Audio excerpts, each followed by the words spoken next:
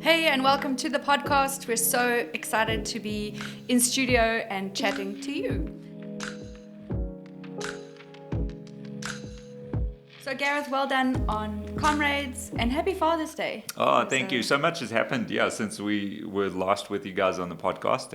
We were both down in KZN with some friends and 16,000 other crazy people who ran the Comrades. Incredible experience, but so grateful to have been part of that and really enjoyed it. So, what is the one thing that you learned through the Comrades experience? I think that if you set a goal and you create a plan, you stick to the plan, incredible things are possible. It really wasn't as difficult as I thought it might be in the beginning. So it's something which I guess people know, but sometimes we have to remind ourselves of it, is when you create a plan, you stick to the plan, actually, you can achieve things which are seemingly impossible. Yeah, that's cool. It's important. I learned that I don't ever want to do that again by myself. Well, because you were seconding like a champion, and you kept appearing next to the side of the road, like every Like a vision. Yeah, like a vision with something to eat and something to drink, and running next to me at some of the moments. But yeah, I think you did well. So probably what you learned is it's good to have community. Yeah. Yeah. Yeah, it was really, we know that also, that community matters. And yeah, I think that I missed out on taking someone on the journey with me. Well, there's always next year, right? Because like Bruce, So I don't know if you guys that are listening have watched the documentary about Comrades called Down on Supersport. But Bruce Fordyce says this thing, like Comrades, paraphrasing him, he says it's kind of like an addiction, because you'll do it and then you'll say, well, now I've done the down run, but I haven't yet done the up run. So next year's coming. And so have you then decided that you're going to do the up run? yeah, I think I'm going to do it. Well, I'd like to. On the day, I was still undecided. I was like, I think it's too early, because you run down all these hills and then you imagine like next year if I run up, then I've got to run up all these hills. But a week later, I'm kind of like, yeah, okay, I think it'd be cool. And we've started to talk other people into it. So yesterday at church, we got about like 5 recruits already to say, wow, come on, let's go. Okay, well, I'm going to recruit a team, an army to come with me to second, because it is actually fun. But it would be more fun with friends. And it's just the amount of people that come out and along the sides of the roads, like the whole way from Pietermaritzburg to Durban, except for a couple of like barren stretches on the highway, which are the really tough parts of the race. It's just people hanging out and cheering you on. Yeah. And people were braaiing and had their scottles with bacon and eggs. It was such a vibe. Yeah, and there were even parts, I don't know if you've ever watched the Tour de France, when they're climbing up like the high mountain passes, and the crowd kind of narrows against the road, and it's just, you have to kind of ride your bicycles in single file. There were parts of the Comrades a bit like that, where you have to run in single file, because it's just people lining the edge of the road shouting and cheering you on. And absolutely amazing experience. Very cool. Very cool. And then it was Father's Day. Yeah, it was Father's Day on Sunday, and it's always a bittersweet time of year for so many people, because there's people who are dads and get celebrated, and have dads and and celebrate them, but then there's often people who've lost their fathers or don't have a good relationship with their dads, or people who want to be dads and aren't dads yet, and all those kind of things. So it's always a time of mixed emotions, but I think it's always a time of year to reflect on God the Father. And so we can talk about our earthly fathers, but just really looking at who the Father is to us. Yeah, and the Father heart of God for us is one of compassion and love, and full of identity and purpose and design, and very close. I think that if you haven't had a good relationship with an earthly father, you wouldn't know that God's father heart for you is one of wanting, a desire for a relationship, a desire of closeness, he's a kind father, Yeah, you're so right. I think our human relationships often become lenses through which we see God, and we have to do a whole lot of relearning in our faith journey is to kind of reshape our perspectives, or change our perspectives of how we view God, because a lot of people have a bad experience with their earthly fathers and put that onto God, and then just expect that he would be like that as well, where he's just like so much better. Yeah, and so you had an opportunity to speak to some fathers at a school recently. Yeah, so at the end of last week for their kind of Father's Day assembly, I had a chance to speak to some dads, which is always an incredible opportunity to speak to, kind of, if you will, the captive audience. I spoke primarily about the 4 needs that each person has. So it can be for parents who are raising children, but really any relationship and for every single one of us. And you actually mentioned 2 of them already, which was purpose and identity. But the 4 basic needs that each person has is acceptance, and then security and identity and purpose. So acceptance is obviously a feeling of acceptance, but it's things that as parents or as people in a relationship with one another is to steer people towards finding that acceptance ultimately in God. But there are some things that you can do along the way to help people feel accepted. So things like physical affection, words of affirmation and encouragement, and if you're a parent, telling your kids at every opportunity that you can that you love them and that you care for them, and just generally making them That they're enough. Validating them, and creating a safe place for them to feel accepted. Okay, so that's acceptance, and then the next one is? So the next one is security. So security really is if you think of what makes you feel secure, it's when you feel safe, when things are stable. So as parents, security looks like creating a stable environment for children where they have not an expectation, but they are not surprised by sudden changes, that there's a sense of stability. And so me reorganizing my household every few days, rearranging the furniture is not helpful. Yeah, that helps me work on my challenges and issues and my anxiety. So Amy every now and then moves things around the house, like particularly things in the kitchen, and I just get used to finding the cupboard where the coffee mugs live or something, and then they get moved, and then I spend a few months relearning. So you change the stability up every now and then. So so security is it's creating a stable environment, but also to do with boundaries, and that includes discipline as well. And routine would obviously help. Your routine helps. So not necessarily not saying that there can be absolutely no spontaneity, but just a sense that this is a safe place, that there's boundaries, that there's consequences, that there's discipline. Each of us need that sense of security. So acceptance and security, and then the other 2 that you mentioned is identity and purpose. So identity is really the understanding that each person is created unique and doesn't specifically have to fit to a form or a mold, but there's a freedom of expression, a freedom to figure out who you are as the unique individual that God has created you to be.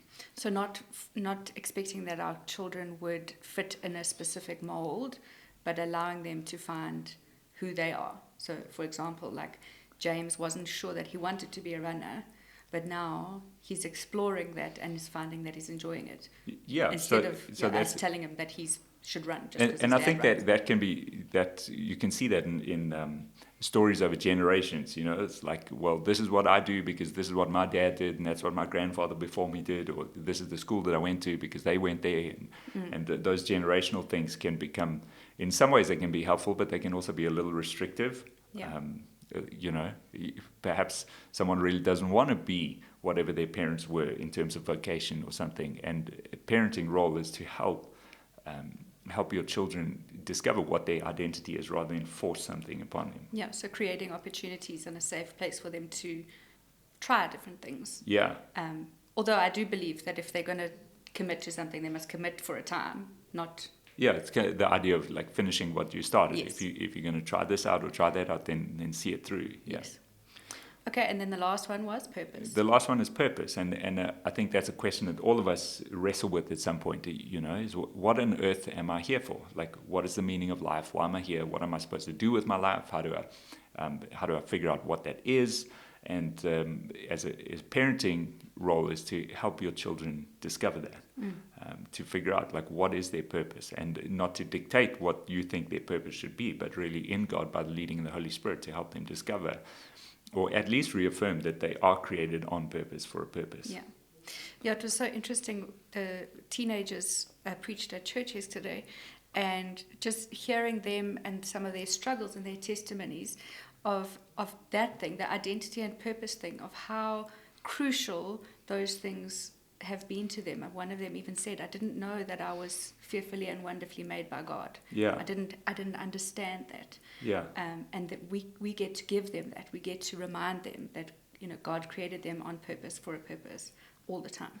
Yeah, and I mean, you're right. At Youth Takeover yesterday, in fact, all four of those things came through, and probably not intentionally, but I think just because they are, let's say, core needs of each person is to find acceptance and security and a sense of identity and purpose.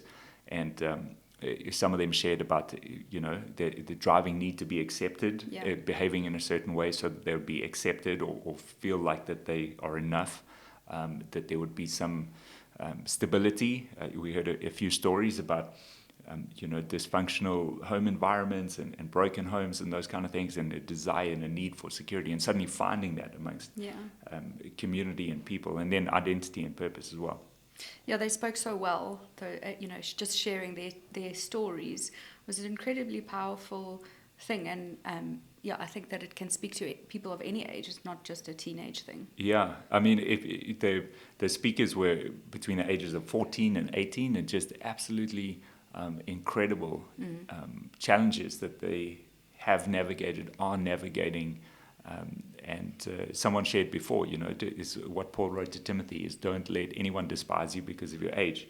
And it's just beautiful to see how that each of them have found a sense of community, have found faith in Jesus, and put courage in their heart, and continues to shape and transform them into. Yeah, and what I loved is it wasn't just the preaching, that there was singing and on musical instruments. There were teenagers on lights. There were teenagers serving the kids at kids ministry. So the teenagers kind of just took over and finding their space. So that identity of not everybody is called to preach or to play an instrument. Some of us are called to different things. So I love that they were kind of spread out across everything the church does. Yeah, so it was Father's Day, but also here in South Africa is Youth Day, which is looking back to the Soweto uprising in 1976, where the youth really not were given a voice, but became a voice, took a voice, and remembering that day. And so, we made the weekend about the youth at Free Church, and just incredible to see them stepping up, it was a really fun and powerful weekend. So we're really excited. We're starting to prepare for our Navigating Parenting workshop, which we're going to be doing on the 29th of July. And so, just this conversation, I think, is really helpful. Yeah. But we're going to unpack some of the big topics of social media and bullying and discipline. So it's going to be really awesome. I'm really looking forward to that. I'm sure that we're all going to be able to learn something. We've got different speakers coming in, so it's going to be wonderful. Yeah, and I think it's one of the things I said as well to the dads when I had the opportunity to speak to them last week is about being an intentional parent. And part of that is investing in your parenting, because a lot of what we do as parents is we do what our parents did, subconsciously or intentionally or not. Let me rephrase that. If you're not intentional about your parenting, you just end up being what you've learned from the people of influence in your life. So if you really want to make a difference, then you need to invest in your parenting and to be aware of some of these things. And I think, just to circle back on those four things we were talking about, the four core needs is of acceptance, security, purpose, and identity, is as parents or in any relationship, you provide to some extent a sense of those to your child or to your partner, but ultimately your role is to point them to Jesus, to find all of those four things in Jesus. And if you look through the pages of Scripture, that's what you find. Is in Jesus you find acceptance, you find security, you find your identity in Christ, you find your purpose, what you're created for. And one of the teens yesterday said in their message that Jesus is like the ultimate coping mechanism. He's there to meet every one of your core needs and desires. Yeah, and that's it's a beautiful thing that even when we are imperfect as parents, we know that we have a perfect Father. Yeah.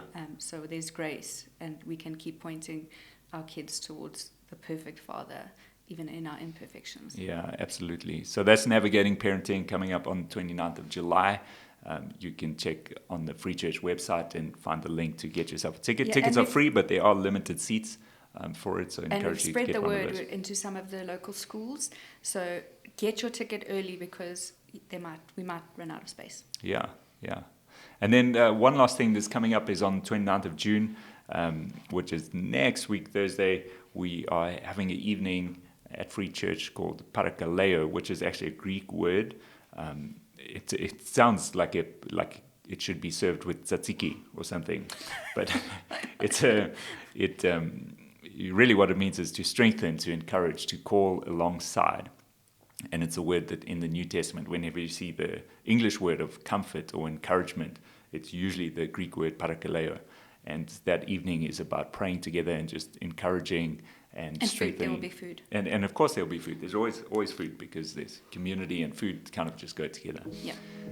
So that's happening, and would love to have you part of that if you're in the Centurion area next Thursday. You can find the details of that on the Free Church website as well. Awesome. Well, thanks for tuning in with us, and we will catch you soon. Have a great day.